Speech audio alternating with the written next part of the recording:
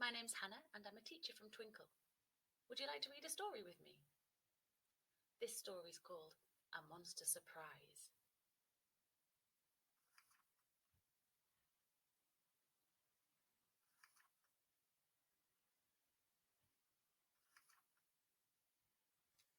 Beneath the leafy rooftop of the woods in Little Nook was a very hungry rabbit who was searching by the brook. "My flowers have been stolen, almost every single bunch," Rabbit panicked, feeling sure that there was not enough for lunch. He saw a clump of fur between some sticks upon the ground, and it gave him an idea of where the culprit might be found. So Rabbit marched to Squirrel's house to find his precious food and to tell his friend that taking it was really rather rude. "Excuse me," shouted Rabbit, now with Squirrel in his sight. "I was really looking forward to my marigold delight. I know you took my flowers, please return them right away." But it wasn't only Rabbit who was missing food that day. "My acorns have been stolen," Squirrel shouted with a cry, "and the villain left a bite mark in my tree as they went by." The friends knew just one creature who would nibble on a tree, and it gave them an idea of where the culprit now might be. So on they marched to Beaver's house to find their precious food, and to tell their friend that taking it was really rather rude. "Excuse me," shouted Squirrel, now with Beaver up ahead. "I was really looking forward to my toast and acorn spread. I know you took my acorns, would you kindly give them back?" But it wasn't only Squirrel who was cross about her snack. "My branches have been stolen," snuffled Beaver, full of grief, "and I'm sure I saw a pointy tusk belonging to the thief." The friends knew just one creature with a tusk of any sort, and it gave them an idea of where the culprit might be caught. So on they marched to Boar's house, off to find their precious food, and to tell their friend that taking it was really rather rude. "Excuse me," shouted Beaver, now that Boar was in her view. "I was really looking forward to my branch and bramble stew. I know you took my branches and I'd like them back, unchewed."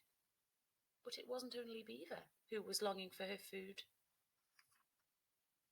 "My berries have been stolen," snorted Boar, wide-eyed with shock, "and the robber left some footprints leading right across that rock. I don't know any creature who has footprints of that kind, so I think we should follow them to see what we can find." The friends climbed up the rock, then clambered down the other side, as they trekked to find their food with just the footprints as their guide. Along a narrow path that formed a line between the trees, through the clump of thorny bushes that left scratches on their knees, across some jagged rocks displaying shadows on the floor, till they came across a cave that had a boulder for a door. The boulder started moving, and the creatures stood in fright as a silhouette inside began to shuffle into sight. "A monster!" Rabbit shouted as the friends all turned to flee.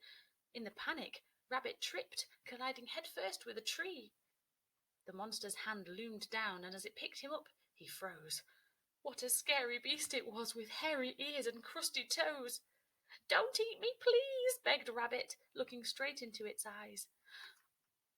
"I won't eat you," laughed the monster as it chuckled with surprise. "Oh, thank you," answered Rabbit as he brushed the dirt away. "Don't be frightened," said the monster. "I'm just checking you're okay." The monster mumbled shyly as it bent down on one knee. "I wondered if you all would like to join me for some tea." The monster clicked its fingers and the glowworms shined their lights on the most amazing party full of wonderful delights. "Our favourite foods," said Rabbit, now the monster's plan was clear, and the creatures all said sorry for reacting with such fear. "Please join me," said the monster as it headed for the seats. "You can help yourself to cups of tea and lots of yummy treats." When Rabbit's little tummy brimmed with marigold delight, and when all the toast had gone with no more acorn spread in sight, when Boar was full of berries and the stew was at an end.